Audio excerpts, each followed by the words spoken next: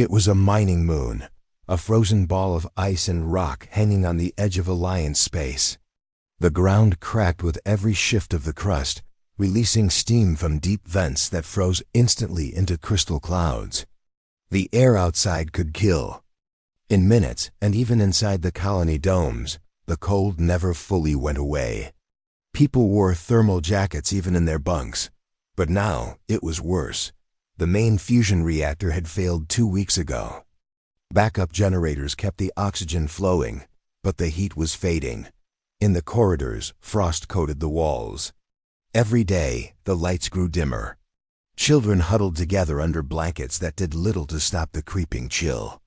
Commander Rail stood inside the control tower, staring at the holodisplay showing the colony's life support levels. It was a slow countdown to death. A blinking icon showed the distress signal they had been sending out for days, an automated pulse repeating across subspace. Begging for help, the Galactic Alliance had promised them aid. Rescue ships were supposed to arrive a week ago. They never came. Scene 2. No one is coming. Rail wasn't human. His skin was a pale silver gray, his eyes dark pools without pupils. His species, the Neural, had been part of the Galactic Alliance for centuries, and they prided themselves on their loyalty to protocol. Protocol, however, was cold. Rail had been ordered here not to save the humans, but to observe and manage their expectations. In other words, keep them calm while the Alliance decided whether or not Cora 7 was worth saving. The truth was already written in the silence. No rescue ships were coming. Dr. Lara Voss, the colony's chief medical officer, slammed a tablet down on the table in front of him. Her breath misted in the freezing air. "You told us they were on the way," she snapped. "You told us the Alliance wouldn't abandon us." Rail's jaw tightened. He could have lied again, but the truth hung between them like the frost on the walls. "They changed priorities," he said carefully. "There is conflict in the Tarlis sector. Resources are—" "I don't care about the Tarlis sector," Alara's voice cracked. "We have children freezing in their beds, Commander. We have..." The lights flickered. The hum of the oxygen pumps dipped for a moment, then steadied again. Both of them fell silent, listening to that faint mechanical heartbeat. If it stopped, so would everything. Scene 3, the silence beyond. The stars in the comms chamber. The distress beacon pulsed like a heartbeat in the dark, a signal flung into endless space. Rail had boosted the transmission strength twice, pushing the range to its limit. He had sent personal messages too, encrypted, hoping maybe an old friend in the fleet would answer. Nothing came back. Not even static. The humans in the colony had stopped asking when help would arrive. Now they only asked how long they had. Rail found himself staring out the observation window more and more. The black sky above, the distant shimmer of the nearby gas giant, the faint points of faraway suns. He had served on many worlds, but here the sky felt heavier, empty. Scene 4. The desperate plan. Captain Jonas Rourke, the colony's leader, called an emergency meeting in the mess hall. The air smelled faintly of frozen metal. Rourke's beard was frosted at the tips, his voice hoarse from the cold. "We can't wait anymore," he told the gathered colonists. "We have one shuttle left that's space-worthy. We can send it to the nearest outpost. It's a 3-day trip at best speed. If they hear our signal, maybe they can send help." A murmur went through the crowd. 3 days in open space with limited fuel, limited air, and no guarantee of being found. It was a gamble that could kill whoever went. Alara stood. "I'll go." Rail's head snapped toward her. "You won't make it. Even if you reach the outpost, the Alliance will take days to approve action. You'd be dead before they arrive. And if we do nothing, we're all dead." She shot back. The argument was cut short by a new sound, a soft repeating beep. From the control tower, the comms officer's voice crackled over the intercom. "Commander, we're picking up something." Scene 5. Contact Reel strode into the tower. The air here was even colder than the mess hall. Frost clung to the edges of the consoles. "What is it?" he asked. The comms officer, a young human named Kieran, pointed at the long-range sensor display. "Multiple contacts, sir. Just appeared. They weren't on scan a moment ago." Rail leaned closer. The icons were large, massive objects emerging from faster-than-light travel. No identification codes, no Alliance transponders, no broadcasts. "At all. How many?" Kieran swallowed.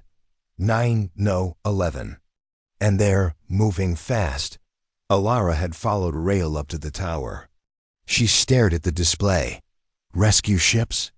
Rail shook his head slowly. "Not Alliance design. Hull shapes are unusual." The icons were already closing the distance, each moving with surgical precision. There was no random drift, no hesitation. Whoever they were, they knew exactly where they were going. Scene 6. Old Shadow's Reel keyed in a magnification scan, pulling one of the incoming ships into visual display. For a moment, the image was just static. Then a dark silhouette emerged. Sharp against the stars, the hull was black. Not painted black, but a matte darkness that seemed to absorb the light around it. No running lights, no visible markings. The ship's profile was angular, almost predatory. Rail's pulse quickened. He knew this design. Not from Alliance records, but from whispers. Stories told in military bars after too much drink. Stories about Earth. He had never served with humans in war, but older officers spoke of the Black Horizon Armada, Earth's deadliest fleet. Ships that could appear without warning, destroy entire armadas, and vanish before the wreckage cooled. Many in the Alliance believed they were a myth. If these ships were real, then something had brought them here. Scene 7. Unanswered calls. Kieran tried hailing the newcomers. "Unidentified fleet. This is Cora 7 colony. We are in distress. Please respond." The only reply was silence. Rail ordered a second hail, encrypted on human military channels. Still nothing. "They're ignoring us," Kieran said, glancing nervously at Rail. "No," Rail murmured. "They hear us. They're just not ready to speak." Scene 8. A hunter's approach. The fleet drew closer, their formation shifting. Suddenly, the largest ship moving to the center, smaller ones spreading out like escort predators guarding the kill. Every scan showed the same thing: thick armor plating, weapons arrays concealed beneath sleek panels, heat signatures masked almost completely. Whoever commanded these ships knew how to hide their strength until the moment they chose to strike. Inside the control tower, the air felt even colder, but not from the failing heat. It was the kind of cold that came from knowing something unstoppable was on its way. Scene 9. The unknown choice. Alara turned to Rail. "If they're human, why aren't they answering? Why keep silent?" Rail didn't look away from the display. "Maybe they don't trust you." "Us?" she asked. "No." Rail said quietly, "The Alliance." Outside, the black ships closed in, their speed steady, their course unchanging. Every second brought them closer to Cora 7. Scene 10. The cliffhanger. The first of the ships entered high orbit. It passed directly over the colony without slowing, a shadow blotting out the stars. Rail could see it now with the naked eye through the observation window, a vast wedge of darkness, edges glinting faintly in the weak light from the distant sun. The comms panel lit up with a single incoming transmission, audio only. A voice, deep and calm, spoke just 5 words. "This is Admiral Kane. Prepare for contact." Then the channel went dead. Rail's stomach tightened. Whoever Admiral Kane was, he hadn't said friendly contact. Outside, the rest of the fleet arrived. The first ship's orbit took it across the colony like an eclipse. Its hull drank in the weak sunlight, leaving only a jagged outline against the stars. No decorative markings, no insignia, no pride in showing who they were. It was the kind of ship that didn't need to announce itself.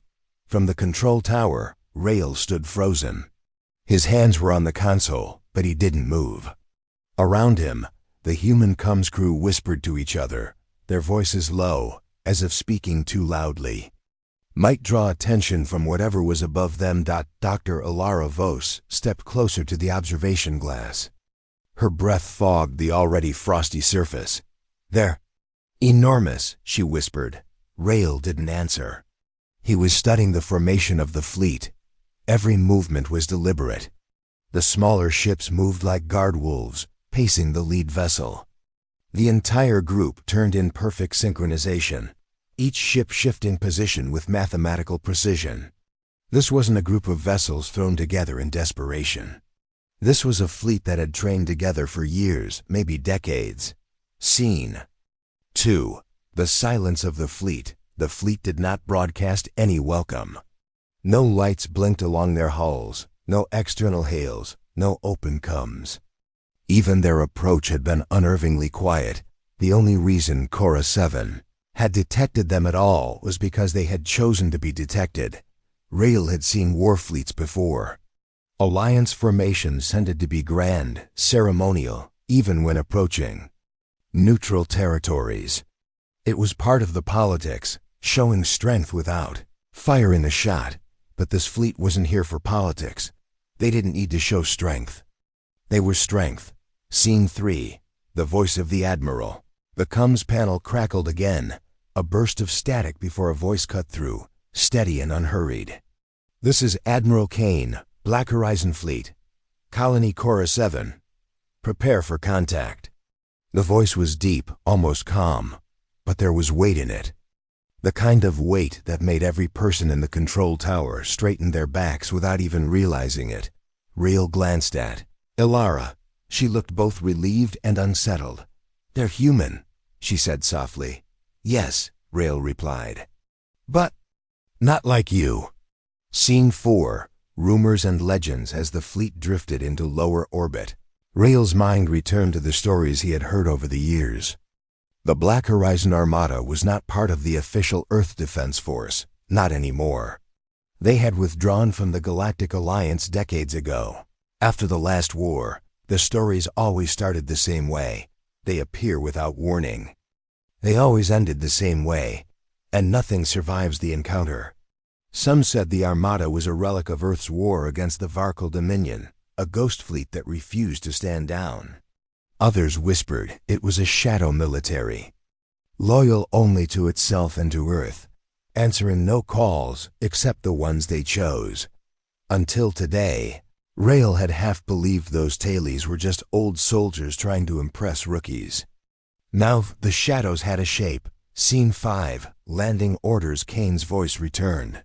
"Prepare your landing pads. Docking in 15 minutes. 15 minutes.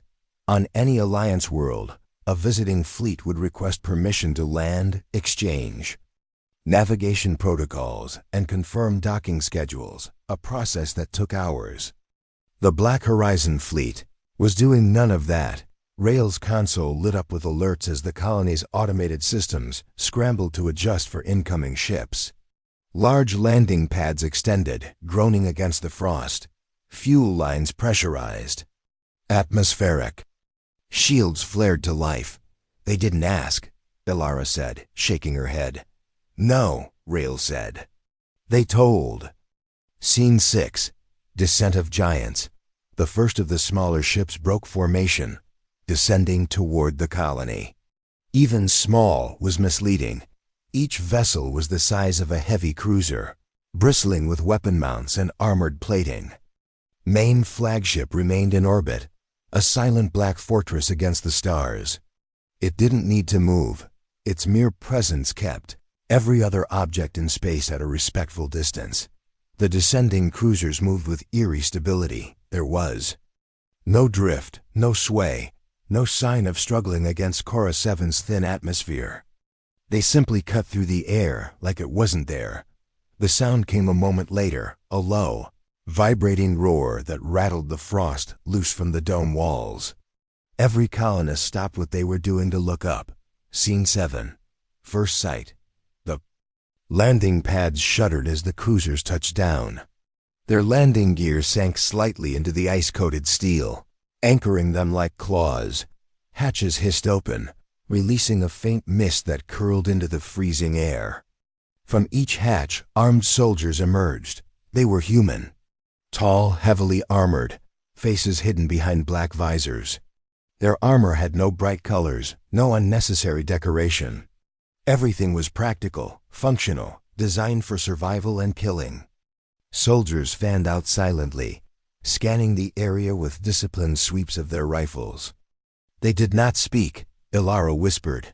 They look cold. Rail shook his head. No, they look ready. Scene 8, meeting the Admiral. The largest of the cruisers had landed directly in front of the colony's central tower. Its ramp lowered. Slowly, the metal groaning under the cold. Two soldiers stepped out first, scanning the area, then stood aside. Admiral Kane emerged. He was not as heavily armored as his soldiers. His black uniform was simple but carried weight, the kind of uniform worn by someone who didn't need armor to command respect. His hair was short, streaked with gray, and his eyes were a sharp, unreadable steel. He walked forward with the measured pace of someone who had all the time in the galaxy, yet somehow made everyone else feel like they were late. Rail met him halfway across the landing platform. Admiral Kane, Rail said formally. I am Commander Rail, assigned by the Galactic Alliance to— I didn't come for the Alliance, Kane interrupted, his voice steady. I came for the people. Scene 9. The silent message. Kane's soldiers moved quickly, unloading crates of equipment from the cruisers, portable reactors, oxygen tanks, medical supplies. They worked with quiet efficiency, each one seeming to know exactly what to do without being told that it wasn't just a rescue operation. Rail realized it was also a demonstration. The colony's people were watching. So were the Alliance sensors that Kane had to know were tracking him from distant listening posts. Every action, every movement, sent the same silent message. Left them, we didn't. Scene 10. Trouble on the horizon. Rail's wrist console chimed. A new sensor contact. He moved to the nearest terminal and pulled up the data. His throat tightened. Another fleet was inbound. They were still far, but moving faster than most known ships could sustain. Their transponder codes were scrambled, but their formation— Rail recognized it instantly. The Varuncle Dominion he had seen there. Warships before, long, spined, and predatory, designed to intimidate before they even fired. The Dominion was supposed to be gone, defeated, extinct, and yet here they were, closing in on Cora 7. Scene 11. Kane's calm. Rail turned to Kane. Admiral, we have incoming hostiles. Varkle. Kane didn't flinch. How many? 17. Maybe more. Heavy cruisers and at least one capital ship. Kane nodded slowly, as if Rail had just told him the time of day. Then we'll need to hurry. He turned to his second-in-command, a tall woman in the same black uniform. Signal. The fleet. Initiate Iron Veil. Scene 12. The shift in the air, whatever Iron Veil was. It changed the fleet instantly. In orbit. The flagship repositioned slightly, its silhouette darkening even further. The smaller ships lifted off from the landing pads, their hull plating shifting as hidden weapon ports slid open. Cora 7's people could see it now. The black ships weren't just rescue vessels. They were predators preparing for the hunt. The soldiers stopped unloading supplies and began loading weapons instead. Massive railguns were locked into place. Missile racks rotated and clicked into readiness. The air felt heavier. Even the cold seemed sharper. Scene 13. The question. Ilara stepped up beside Rail. They're going to fight them, aren't they? Yes, Rail said. Do you think they can win? Rail looked at the black ships, at the soldiers moving with perfect coordination, at Admiral Kane's calm, steady presence. I think, Rail said quietly, the Varkle are about to remember. Why Earth doesn't need the Alliance. Scene 14. The cliffhanger in the distance. The first glints of the Varkal fleet appeared, sharp-edged shapes against the starfield, their hulls bristling with weapon spines. They were still minutes away from firing range, but already the colony's sensors lit up with target locks. Admiral Kane stepped forward, his hands clasped behind his back, his gaze fixed on the approaching threat. "All ships," he said into his "Come. Form the wall. Let them come." The Black Horizon fleet shifted into a tight formation, the dark line of warships like a blade drawn across the stars. And then, as the Varkal closed in, Rael saw something that made his blood run. Cold, the humans were smiling. The icy silence of Cora 7's orbit shattered when the sensors began to scream. Red lights flashed across every console in the control tower. The Varkal Dominion fleet had arrived. They moved like a swarm dark-spined warships cutting through space with deadly precision. Rael stared at the display, feeling a cold knot twist in his stomach. These were the same ships that had once destroyed countless human colonies, leaving nothing but silence behind. Now they were here again, coming straight for Cora-7. Admiral Kane stood beside him, calm and unshaken. His eyes, cold and sharp like steel, scanned the readouts with practiced ease. "They remember," Kane said quietly. "And they want to finish what they started." Rael swallowed hard. "The colony isn't ready for this." Kane turned, his voice steady. "Neither is the Dominion." Scene 2. Preparing for battle in the hangars, the atmosphere was tense but controlled. Human soldiers suited up in their black armor, checking weapons, tightening straps, and reviewing battle plans. Their faces showed no fear, only determination. Rael walked among them, his silver-gray skin almost glowing under the harsh lights. He had never seen humans prepare for battle like this, focused and silent, yet alive with fierce energy. Alara Voss joined him, her medical gear replaced with a combat vest. "How long until they reach us?" she asked. "Minutes," Rael said. "We need to be ready." Kane's voice came over the comms. "Deploy all fighters. Hold the line. Protect the colony at all costs." Scene 3. The first clash. The first shots echoed through space. The Varkal fired plasma bolts that lit the void with deadly light. The Black Horizon fleet responded with laser cannons, tearing through enemy ships with precision.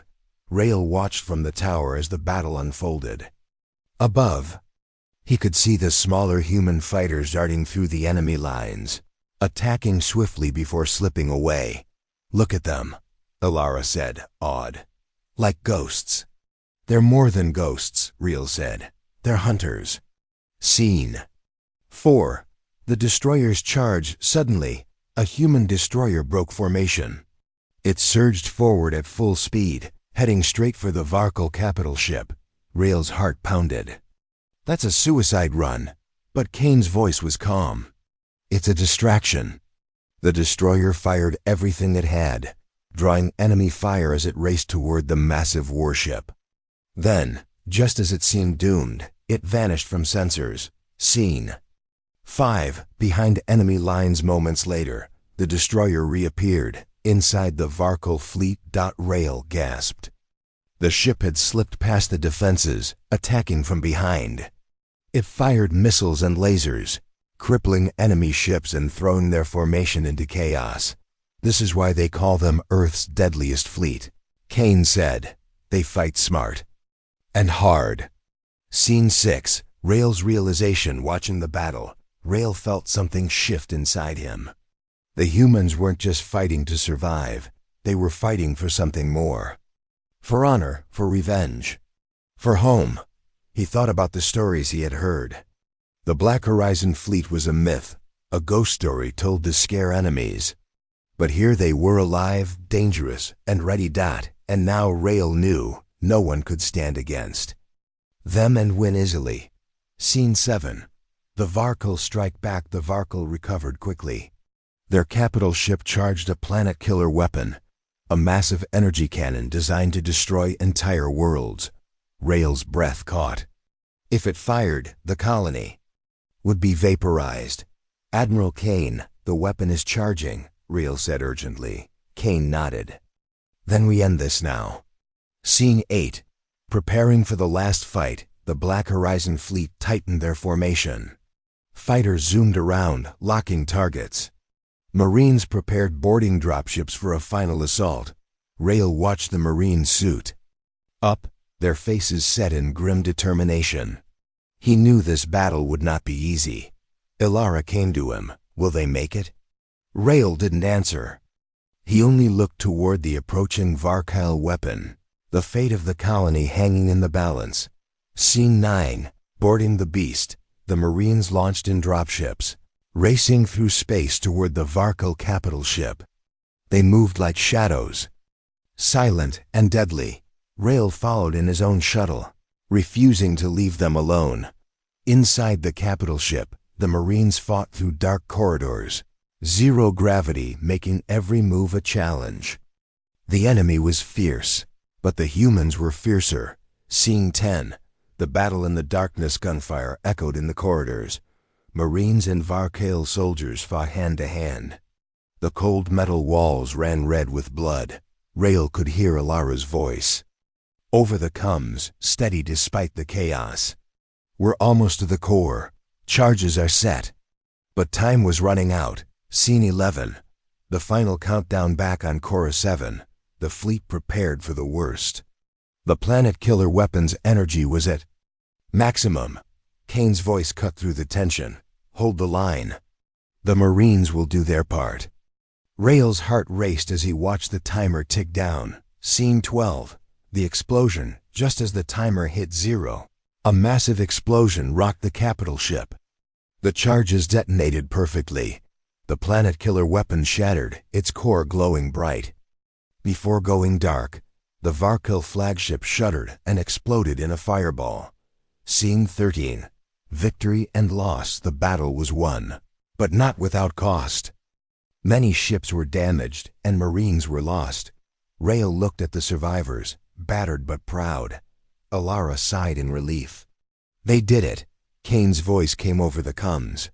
"This is only the beginning." Scene 14. The threat remains. Rael knew Kane was right. The Varkyle were defeated today, but they would return. The Black Horizon fleet had come to Cora 7 to send a message, not just to the Varkyle, but to the whole galaxy. Earth was back. And it was deadly. Scene 15. Cliffhanger. As the fleet prepared to regroup, new sensor contacts appeared. Unknown ships, faster and more numerous. Rael's blood ran cold. The war was far from over. The battle above Cora 7 had left scars on the blackened skies. Smoking debris drifted like ghosts around the colony's orbit. The Black Horizon fleet held the line, their ships battered but unbroken. The Varkyle had retreated, but only for a moment. Rael stood on the observation deck, staring at the dark wreckage. The air inside the control tower was heavy, filled with the quiet hum of damaged machinery and tired voices. Admiral Kane's presence filled the room, calm and commanding.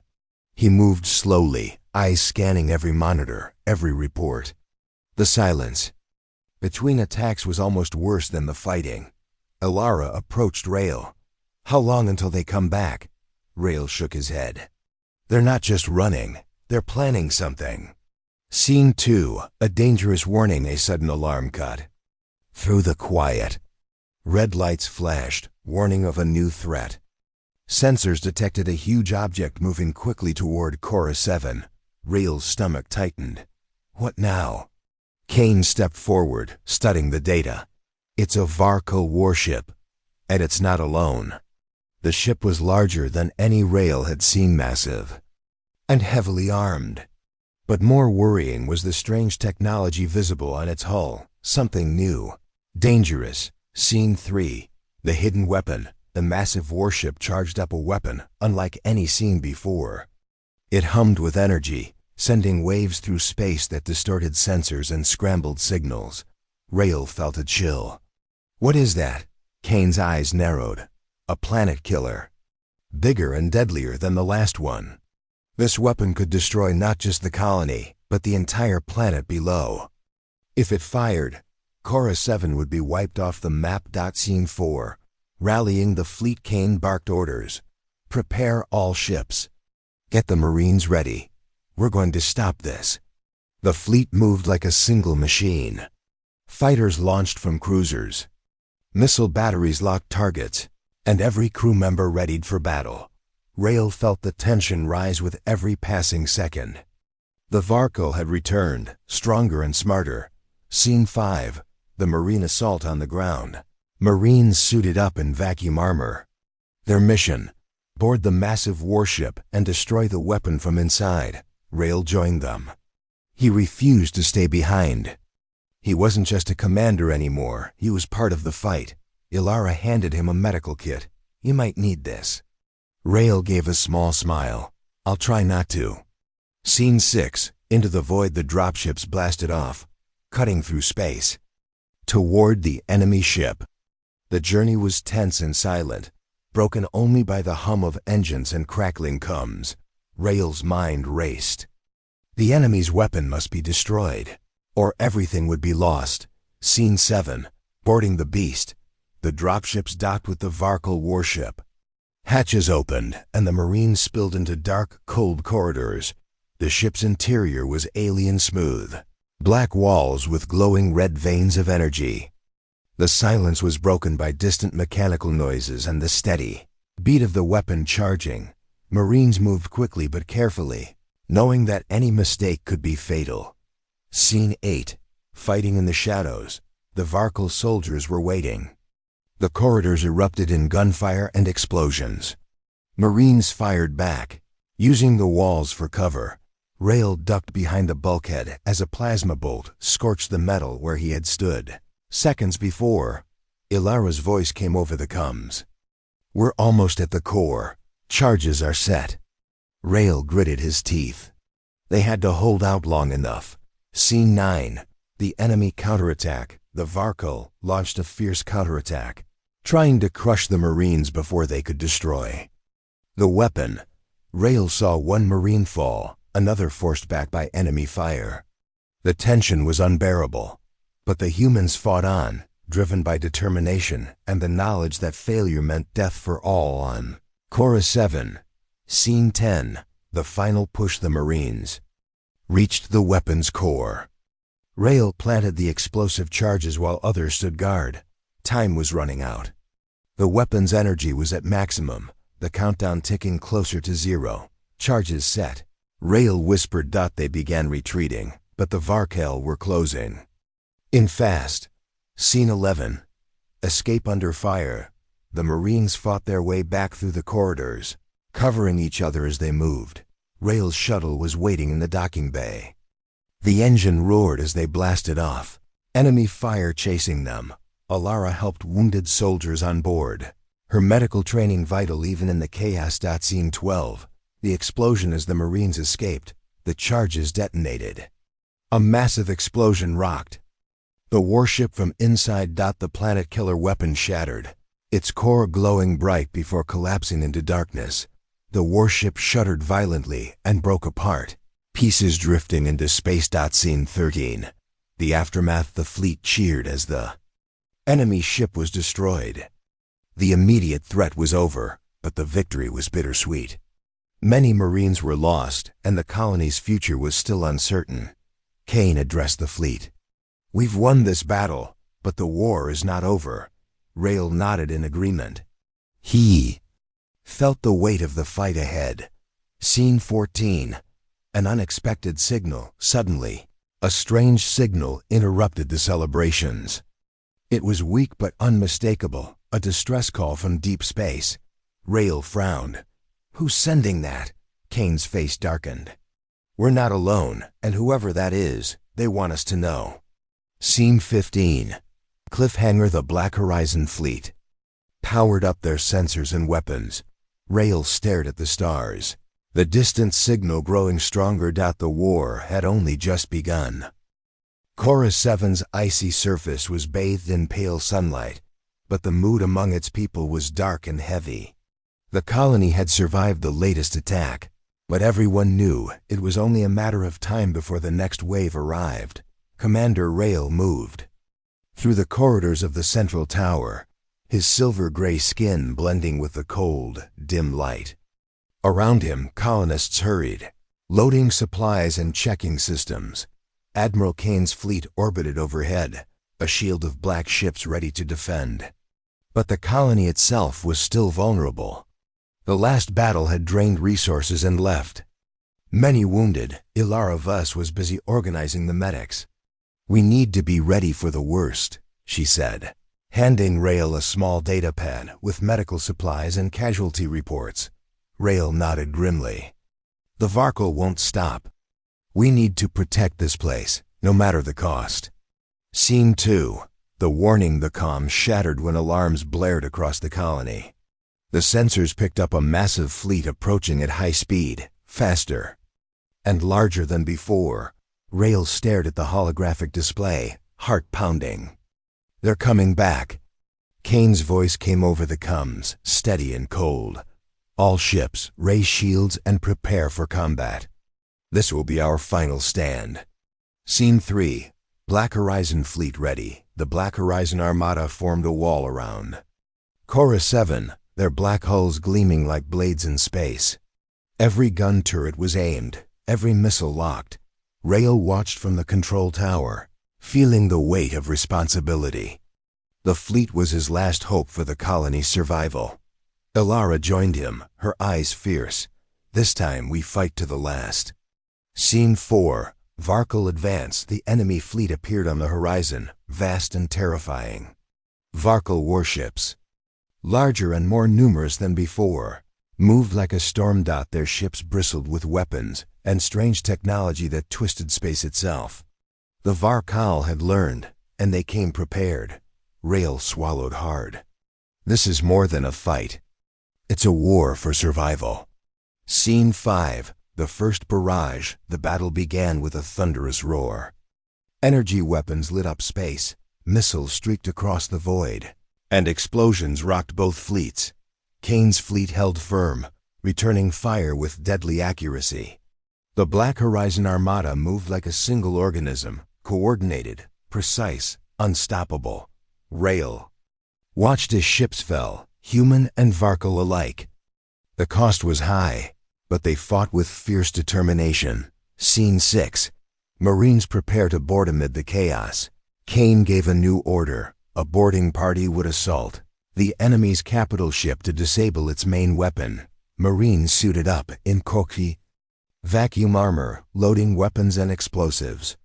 Rael joined them, refusing to watch from the sidelines. Ilara handed him a medkit. "Be careful." Rael smiled briefly. "I will." Scene 7. Into enemy territory. The dropships launched, cutting through the battle to reach the enemy ship.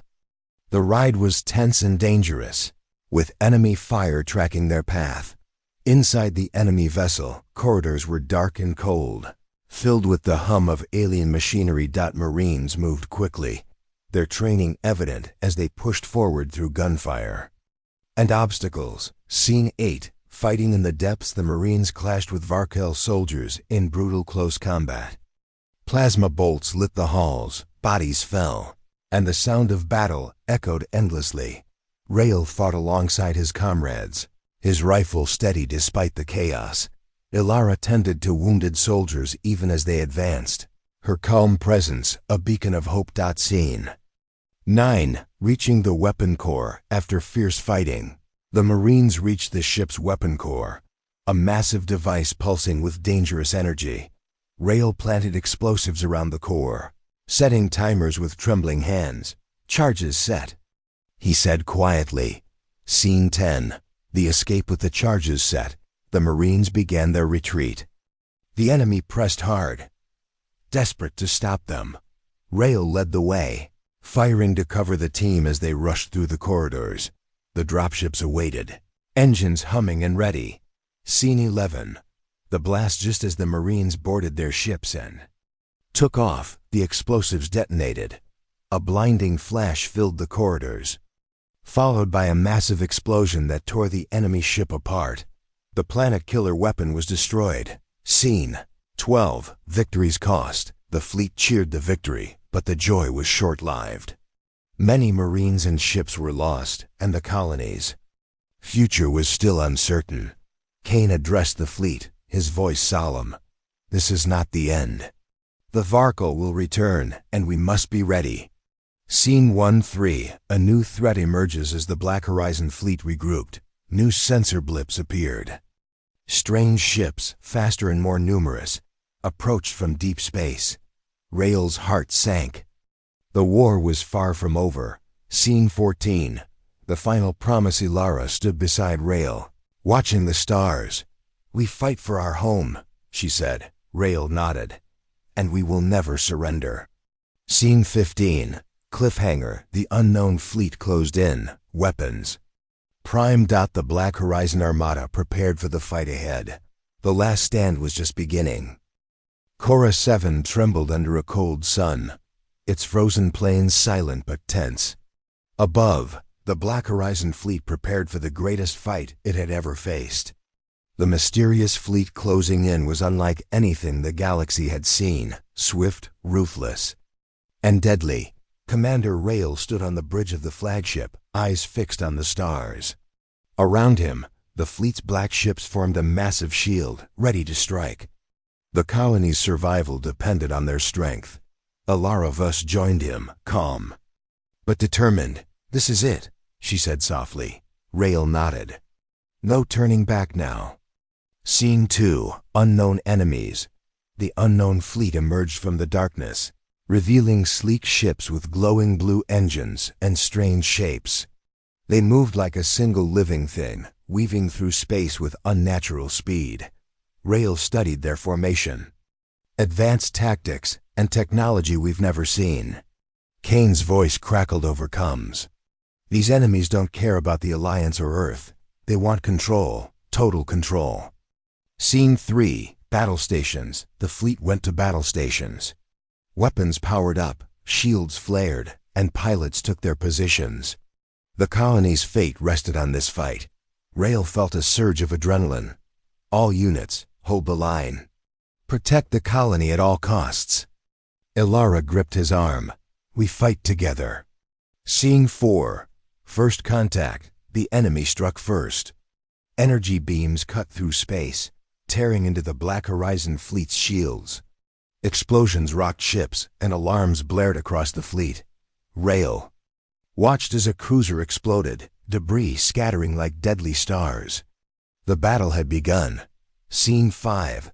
The tide turns despite the enemy's strength. The Black Horizon fleet fought back fiercely. Human pilots performed daring maneuvers, evading fire and striking precise blows.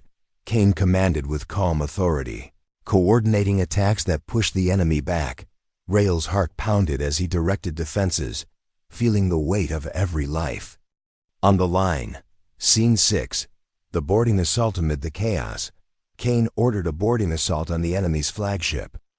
Marines suited up, ready to fight on unfamiliar ground. Rael volunteered to lead, refusing to stay behind. Ilara insisted on coming too. "I won't let you go alone."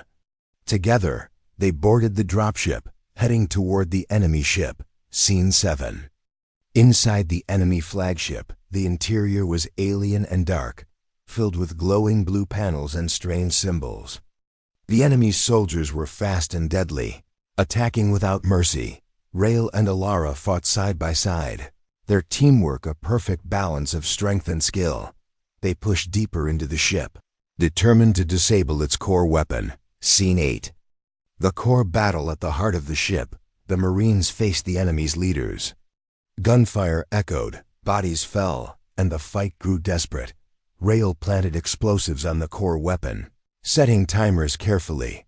"Charges set," he whispered. Scene 9. The escape. The team fought their way back through heavy enemy fire. The enemy pressed hard, but the Marines moved quickly. Their dropship waited, engines roaring as they blasted away from the enemy ship. Scene 10. Explosion and victory. The explosives detonated, shaking the enemy flagship to its core. The weapon exploded in a fiery blast, sending shockwaves through space. The enemy fleet faltered, losing coordination and retreating into the void. Scene 11. Aftermath. The Black Horizon fleet regrouped, battered but victorious. The colony was safe, for now.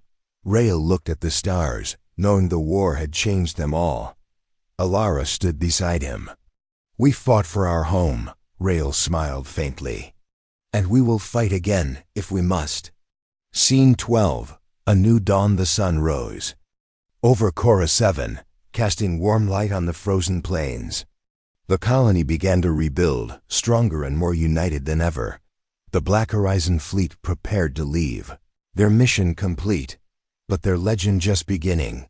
Scene 13. Final promise. Kane addressed the fleet. "This battle is over, but the galaxy is wide, and threats remain." Rael stepped forward. "We will stand ready, together." Scene 14. The unknown future. As the fleet left orbit, new signals appeared on the scanners, mysterious and unexplained. Rael watched the stars, the weight of the future pressing down. Whatever came next, he knew one thing: Earth's deadliest fleet would be ready. Scene 15. Closing. The stars stretched endlessly ahead, full of danger and hope. And somewhere in that vast darkness, humanity's fight for survival would continue.